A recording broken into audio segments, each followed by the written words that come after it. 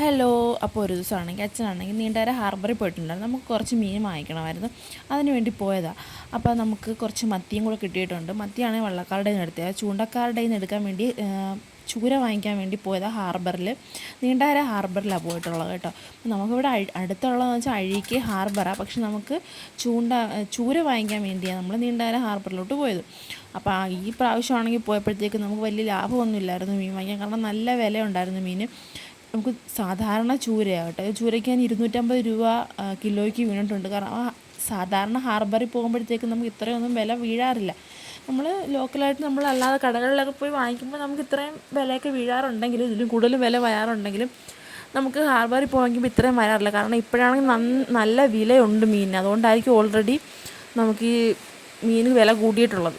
എന്തുമായാലും അച്ഛൻ കുറേ വാങ്ങിച്ചിട്ട് വന്നിട്ടുണ്ട്. നമുക്കാണെങ്കിൽ ഇത് കറി വെക്കാനൊന്നുമല്ല, നമുക്കിത് അച്ചാറിട്ട് ഇടാൻ വേണ്ടിയാണ് നമ്മളിത് വാങ്ങിച്ചത് കേട്ടോ.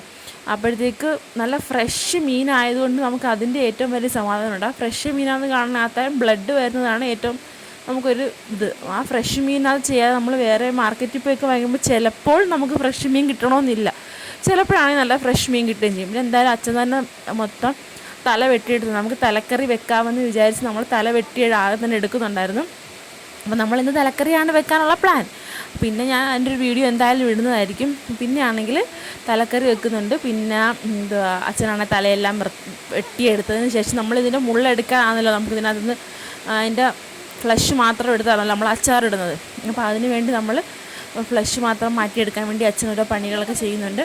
അപ്പോൾ ഇത് ഇങ്ങനെയായിരുന്നു നമ്മൾ രണ്ടാക്കി എടുത്തത്. ഇനിയിപ്പോൾ നമ്മൾ രണ്ടും സെപ്പറേറ്റ് ആയിട്ട് എടുക്കാറുണ്ട്. കാരണം ഇത് മൂന്ന് കറി വെക്കാനുള്ള സാധനങ്ങളുണ്ട്. പിന്നെ രാത്രിയിലാണെങ്കിൽ അച്ചാറിട്ട് ഇപ്പം ഒരു തലക്കറി, അച്ചാർ, പിന്നെ ഒരു മുള്ളെല്ലാം കൂടെ വെച്ചിട്ട് കറി ഇട്ട്. അപ്പോൾ അങ്ങനെ 3 വിഭവങ്ങൾ നമുക്ക് അതിനകത്ത് ഉണ്ടാക്കാൻ പറ്റിയിട്ടുണ്ടായിരുന്നു. അപ്പോൾ ഇത്രയേ ഉള്ളൂ ഇന്നത്തെ വീഡിയോ ഇഷ്ടപ്പെടുവാണെങ്കിൽ സബ്സ്ക്രൈബ് ചെയ്യണേ. പിന്നെ അത് മാത്രമല്ല, ഈ അച്ചാർ കണ്ടോ നല്ല അടിപൊളിയായിട്ടൊക്കെ ഉണ്ടാക്കി വന്നിട്ടുണ്ട്. അപ്പോൾ നിങ്ങൾ അവിടെയൊക്കെ വീട്ടിലൊക്കെ അച്ചാർ ഇടുമ്പോൾ ഇങ്ങനെയാണോ? ബായ്.